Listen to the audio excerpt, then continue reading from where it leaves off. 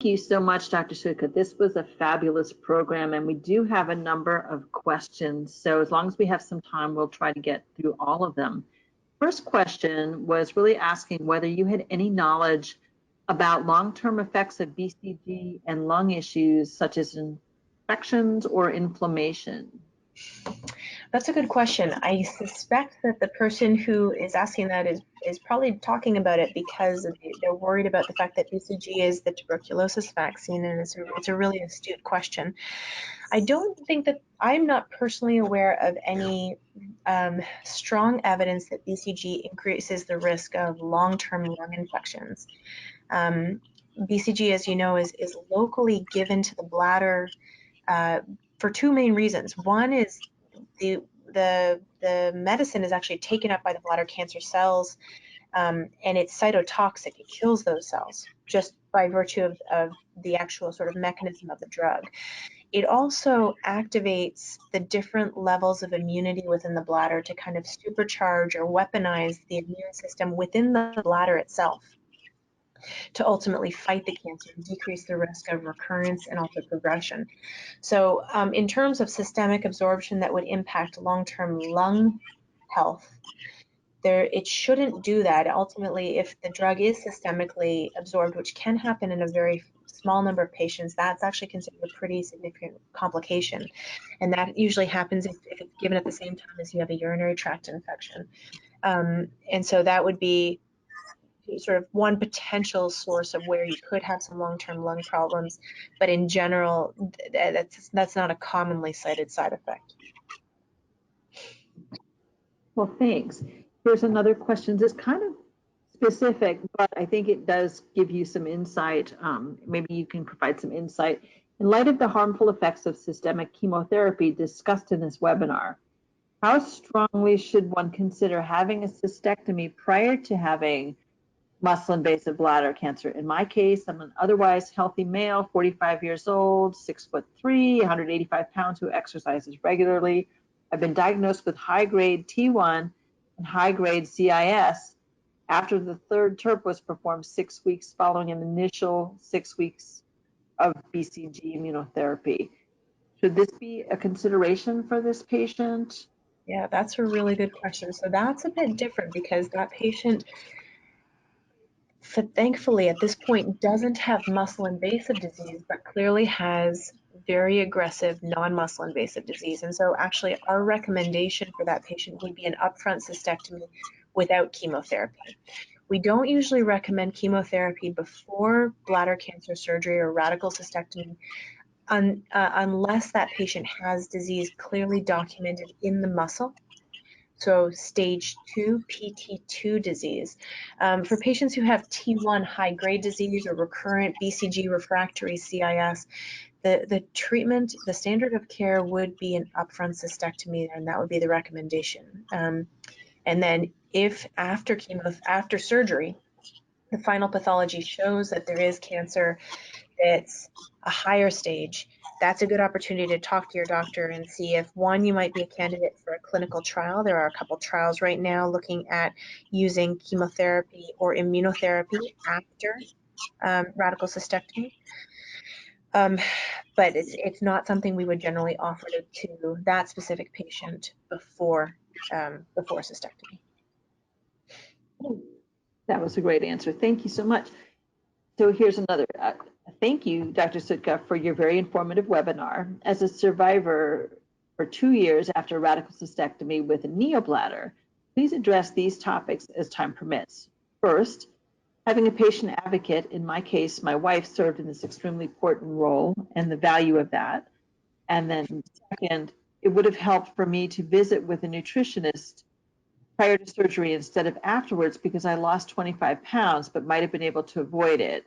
And third, similarly, it would have helped to have pelvic floor physical therapy prior to the radical cystectomy because it was needed post-cystectomy, and thus a pre and post comparison would have helped me along the way, providing both the basis for pelvic floor muscle strengthening before radical cystectomy. So how does the patient go about asking for these things or identifying a patient advocate, or how do you get in to see a nutritionist prior to therapy if your doctor's office isn't suggesting that? How do you bring this up? And That's a then really good question. what about that pelvic floor physical therapy? What's that role for patients? I know you have a physical therapist there in the Seattle Cancer Care Alliance. So could you talk a little bit about how people would access those things elsewhere? Yeah, no, this patient has brought up some really important points. So I would actually, so neobladder or not, if you're going through a radical cystectomy, having an advocate or somebody who's with you to kind of help voice your concerns, especially if you're not feeling well, is key. And so that this is what I'm talking about rallying the cavalry and making sure you've got a close friend or family member who you trust, who you can kind of be authentic with and not be not be trying to be the strong person who's not complaining. You want somebody who can really go to bat for you and say, hey, you know what, I'm recognizing that this person who I know really well is not feeling well, or it looks different in this fashion. So I think in general, just making sure that you are adequately supported is critical. And if you don't have somebody that you can think of, talking to your physician about that so that they can maybe have social work meet with you. Sometimes we can have an extra set of ears. I think it's just in general, I always tell patients, please bring your family to these meetings because it's so hard to remember everything that we're going to talk about anyhow. Having that family member who's there taking notes furiously while you're just trying to engage with the doctor is a key and very helpful thing to do. Now, how do you advocate for yourself and say, hey, I need a nutritional evaluation, or I need a pelvic floor PT eval, or I need a PT eval? That's a tough one, but I think basically you just can't be afraid to talk about what you need. This is a moment where you have to advocate for yourself. Now, one thing that's really interesting, I think the nutritional sort of changes with bladder cancer, we're just starting to really understand them. And I know that seems kind of crazy that it's 2019 and we're talking about that. But I will tell you that a lot of cancer centers now are actually engaging patients and doing nutritional assessments or nutritional screening prior to cystectomy to identify patients who might be at risk for major weight loss after surgery and getting nutrition on board early. A lot of cancer centers do have cancer center nutritionists that are available. I certainly check in with patients all the time about their weight loss, and whether or not how their diet is going, because I think it's really key. But you should not be afraid to ask and say, I think I actually need to speak with a nutritionist. Now, one thing you brought up though is that you lost 25 pounds after surgery. That's also unfortunately not uncommon. And a big part of that is probably muscle mass loss. Because patients after this operation a lot of times don't get active very quickly, they don't feel well enough to do so.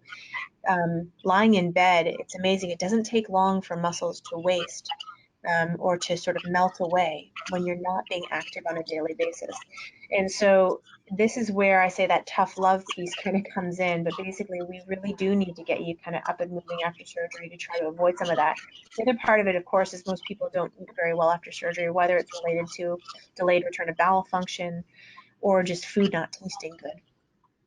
And so having that nutritional evaluation is pretty critical. Definitely, I think that to answer your point, how could I have gotten a nutritionist on earlier? I think you have to ask for it in general. This is where you do need to advocate for your own needs, but also I think just having a higher awareness as a patient of this being something that's really critical, and talking to a patient or talking to your physician who's kind of integrating all of these other aspects of care is really key. In terms of pelvic floor physical therapy, especially before neobladder surgery, I think it is important to do it up front. I guess you can kind of liken it to what we tell patients who have prostate cancer to do before they have their prostates removed, or women who are about to have a child. We do start talking about those Kegel exercises and learning about pelvic floor control, muscular control early.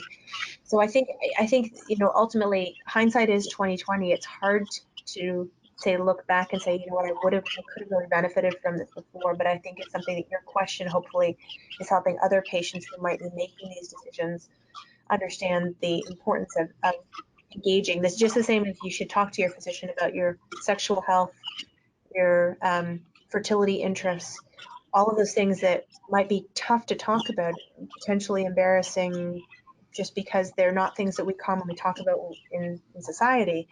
This is the moment to just let all that go and say, hey, I need to really kind of hunker down and get to the nitty gritties around this, and especially say, I'm worried about my recovery. Is there something I can be doing now to prepare my body for this operation? Well, thank you so much. What a great answer.